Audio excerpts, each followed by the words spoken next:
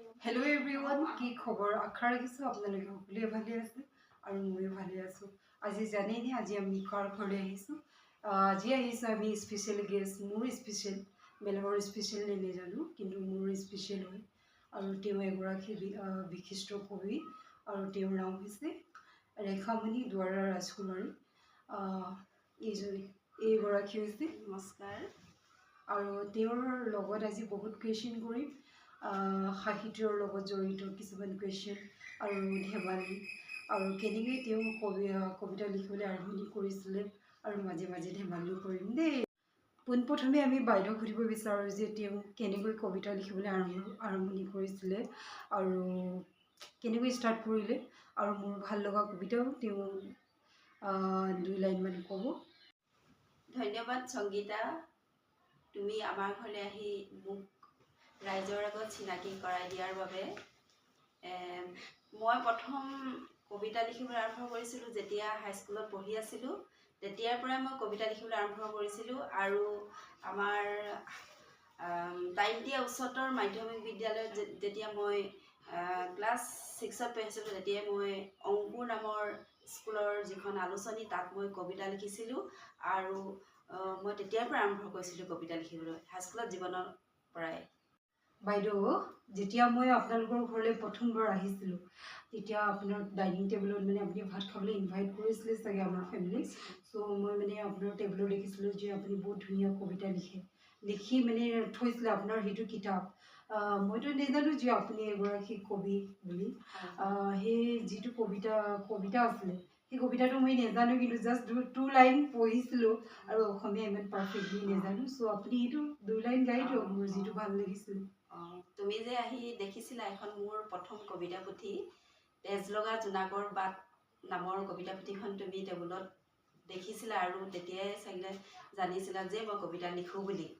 আৰু তেজ লগা জোনাকৰ বাট নামৰ কবিতাটোৰ নামৰ ওপৰত মই হেৰি কৰিয়ে মই কবিতা পুথিখনৰ নাম তেজ লগা জোনাকৰ বাট ৰাখিছিলোঁ। আৰু এই কবিতাটোকে মই 2 লাইন পাঠ কৰি দিছোঁ। তেজ লগা জোনাকৰ বাট, তুমি এতিয়া কোন বাটেৰে যাবা? জোনাকৰ বাটটো এতিয়া তেজ লগা, চাৰিওফালে মাথো সন্তাসৰ জুই ধোঁৱা আৰু ছাই, সকলোৰে হাতত ৰক্তাক্ত শানিত অস্ত্ৰ। তুমি এতিয়া কোন বাটেৰে যাবা? চাৰিওফালে মাথো সন্তাসৰ জুই ধোঁৱা আৰু ছাই। এইখিনি অকণমান মনত আছে, তাকে গাই দিছোঁ আৰু। সঁচাকৈ ৰিয়েলি খুৰীৰ যিবোৰ কবিতা লিখনি আছে একদম হৃদয় চুই যায় মোৰ। বেলেগৰ কথা নাজানো, মোৰ কিন্তু হৃদয় চুই যায়, একদম মোৰ ভাল লাগিছিলে। সেইকাৰণে আজি আপোনাৰ ওচৰত আহিছোঁ আৰু আপোনাক ভাবিলোঁ এটা সাঁচি থওঁ যাতে পিছৰ লাইফত আপুনি চাব পাৰে। মই ডিগ্ৰী অধ্যয়ন কৰিছিলোঁ আৰু তেতিয়াও মই কবিতা লিখিছিলোঁ। কলেজ লাইফত বহুত কবিতা লিখিছিলোঁ। তেতিয়াৰ পৰা ষ্টাৰ্ট দিছিলে। কলেজ যেতিয়া মই পঢ়িছিলোঁ তেতিয়া মই ৱাল মেগাজিনত মোৰ কবিতা এটা প্ৰকাশ হৈছিলে তাত, শিৱসাগৰ ছোৱালী মহাবিদ্যালয়ত। সেই কবিতাটো মোৰ 2 শাৰীমান মনত আছে, গাই দিওঁ নেকি? গাই দিওঁ। কবিতাটোৰ চুটি কবিতা। কবিতাটোৰ শিৰোনাম হৈছে উজাগৰি নিশা। তন্দ্ৰাবিহীন উজাগৰি নিশা, নাই ক'তো পোহৰৰ চিন, মোৰ হৃদয়ত বাজে দেখোন তোমাৰে এখন কৰুণ সুৰৰ বীণ। এই কবিতাটো ৱাল মেগাজিনত প্ৰকাশ হৈছিলে। আৰু কলেজত পঢ়ি থাকোঁতে মোৰ এটা কবিতাৰ অনুষ্ঠান হৈছিলে, সেই কথাটো মোৰ মনত আছে। সেই কবিতা অনুষ্ঠানলৈ শিৱসাগৰ কলেজৰ জয়সাগৰ কলেজ আৰু তাৰ পৰা এজন প্ৰফেচৰ আহিছিলে। তেওঁৰ নাম আছিলে, তেওঁ অসমীয়া বিভাগৰ অধ্যাপক Nahendra Padun sir, doctor Nahendra Padun sir আহিছিলে আৰু মই কবিতা তাত পাঠ কৰিছিলোঁ, মোৰ নিজৰ কবিতা 2টামান। তেতিয়া নাহেন্দ্ৰ পাদুন ছাৰে মোক পিঠিত হাত চপৰীয়া কৰিছিলে, ৰেখামণি তুমি লিখিছা, কবিতা লিখি যোৱা, ভাল হৈছে আৰু লিখিব পাৰিবা।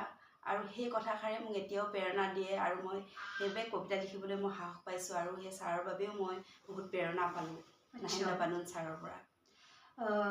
বাইদেউ, যেতিয়া আপোনালোকে পঢ়ি থকা অৱস্থাত তেতিয়া প্ৰেম প্ৰীতি হৈছিলে নে নহৈছিলে? কিবা প্ৰেম হৈছিলে নে তেতিয়া? মানুহে যে কয় প্ৰেমৰ অবিহনে জীৱন আধৰুৱা বুলি কয়, এই কথাটো আপুনি মানেনে নেমানে? প্ৰেমটো থাকিবই লাগিব ন, প্ৰেম নাথাকিলেতো মানুহ কেনে জীয়াই থাকিব। আৰু যেতিয়া মই ছোৱালী অৱস্থাত হয়তো সকলোৱে মানে মানে প্ৰেমৰ ধৰি লওক মানে হেৰি আহিছিলে আৰু ধৰি লওক প্ৰস্তাৱ আহিছিলে, চিঠি আহিছিলে। তেতিয়াতো মোবাইলৰ ব্যৱস্থা নাছিলে সিমান, বহুত চিঠি আহিছিলে। কিন্তু সেইবিলাকো প্ৰেৰণা কবিতাৰ ক্ষেত্ৰত। আৰু এটা কুৱেশ্যন টেক কৰোঁ, মানে আগৰ দিনত এতিয়া চাওক আমি আমাৰ জেনেৰেশ্যনত আমি ফোনত কওঁ মনৰ কথাবোৰ, সেই যেতিয়া চিঠিত মানে লিখিছিলে কেনেকুৱা এটা ফিল আহিছিলে যেতিয়া চিঠিটো দিবলৈ যায়, মনত মানে কেনেকুৱা এটা ফিল আহে, কেনেকুৱা এটা অনুভৱ আহিছিলে? তেতিয়া মানে যেতিয়া আমি চিঠি লিখোঁ তেতিয়া কিছুমান ভাষা ধৰি লওক লিখিব লাগে, মানে কথাখিনি অকণমান মানে বাক্যখিনি অকণমান শুৱলা ভাৱত লিখিব লাগে। বাক্যখিনি ধৰি লওক মনোযোগী পঢ়িব পৰাকৈ ধৰি লোৱা, যিজনক দিম সেইজনক ভালকৈ যাতে পঢ়িব পাৰে, মানে যাতে প্ৰেম জাগ্ৰত হয়, তেনেকুৱা এটা মনোভাৱৰ মাজেৰে মই চিঠি বা কথাবোৰ লিখিছিলোঁ। আৰু সেই কথাবোৰেও মানুহক মানে কবিতা লিখিবলৈ ধৰি লওক সাহস যোগায়, প্ৰেৰণা যোগায়, বা শব্দবিলাক মানে জমা হয়, হৃদয়ত শব্দবিলাক জমা হৈ থাকে, হৃদয় চুই যায়। আৰু অকল মই যে লিখা নহয়, মানে চিঠিৰ যিখিনি শব্দ ভাষা সেইবিলাকেও মই কবিতা লিখিবলৈ মানে প্ৰেৰণা যোগায়। আৰু হৃদয়ত সেইবিলাক শব্দই মানে অনুভৱৰ সৃষ্টি কৰে। আৰু সেইবাবে লিখিছিলোঁ, আৰু কবিতাও লিখিছিলোঁ, চিঠিও লিখিছিলোঁ। সেইবিলাক থাকেই আৰু মানুহৰ জীয়ৰী জীৱনত। আচ্ছা, এইবোৰ কথা বাদ দিয়ক। আৰু এতিয়া কুৱেশ্যন সোধোঁ আপোনাক, আপুনি কিমানটা সাহিত্য একাডেমি বঁটা পাইছেনে? আপুনি পাইছে? সাহিত্য একাডেমি বঁটা পাবলৈ এতিয়া মোৰ বহুত দিন আছে। আপুনি কি কি এৱাৰ্ড পাইছে এতিয়ালৈকে? মই পাইছোঁ লেখক সম্বৰ্ধনা বঁটা, কাব্য সাধনা বঁটা, আৰু সৰু সুৰা কিবা কিবি আৰু দুটা এটা মানে কবিৰ যিখিনি মানে প্ৰতিভা বঁটা সেনেকুৱা পাইছোঁ। মানে এতিয়া এইটো ইমান ডাঙৰ বঁটাটোৰ কথা আৰু এতিয়া টাইম আছে, আপুনি চিন্তা নকৰিব, আপোনাৰ এতিয়াও টাইম আছে। মই এতিয়া চেষ্টা কৰি আছোঁ আৰু ভালকৈ ট্ৰাই কৰি থাকক, লিখি থাকক, আগবাঢ়ি গৈ থাকক, তাৰে মই আশা ৰাখিছোঁ যেতিয়া আপুনি ছাকচেছফুল হওক। আপুনি বাইদেউ, আপোনাৰ কিমানখন কবিতা পুথি মানে প্ৰকাশ কৰিছে, আৰু কিমান ক'ত মানে প্ৰকাশ কৰিলে আপুনি?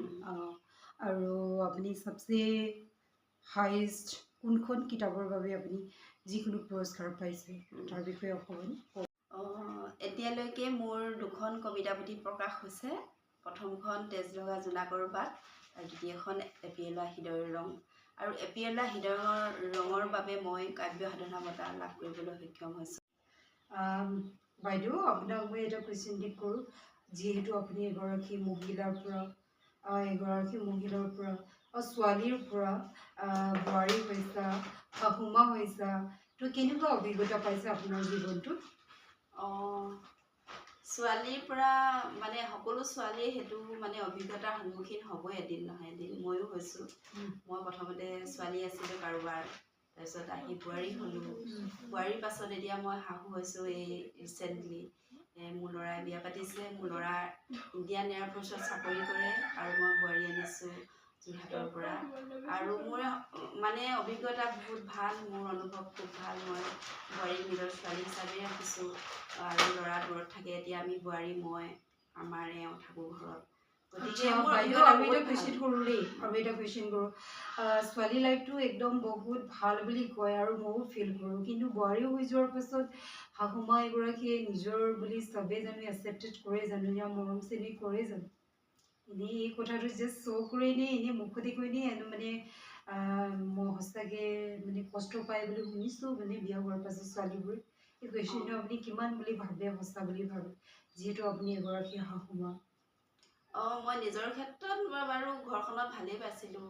মানে শাহু শহুৰে মোকো ভাল পাইছিলে, আৰু প্ৰতিটো ক্ষেত্ৰতে উপদেশ দিছিলে। আৰু মানে যিখিনি উপদেশ দিছিলে সেইখিনি মতে মই মানি চলিছিলোঁ। আৰু সেইবাবে হয়তো মোৰ ল'ৰাৰো ভাল হ'ল। এতিয়া ল'ৰা চাকৰি কৰে, আৰু মই এতিয়া যিজনী বোৱাৰী আনিছোঁ, বোৱাৰীও মোৰ নিজৰ ছোৱালীৰ দৰে ৰাখিছোঁ। আৰু মই সদায় নিজৰ ছোৱালী বুলিয়ে ভাবি, কাৰণ মোৰ ল'ৰা এটা আৰু ছোৱালী নাই, গতিকে তাইকে মই ছোৱালী বুলি ভাবোঁ। আৰু আনে কি ভাবে মই নাজানো, মোৰ অনুভৱখিনি কিন্তু এনেকুৱা বুলি মই ভাবোঁ আৰু মই সদায় এনেকেই থাকিম। ৰিয়েলি একদম বাইদেউ কিন্তু বহুত ভাল, বহুত মৰমীয়াল মৰমীয়াল বাইদেউ ৰিয়েলি।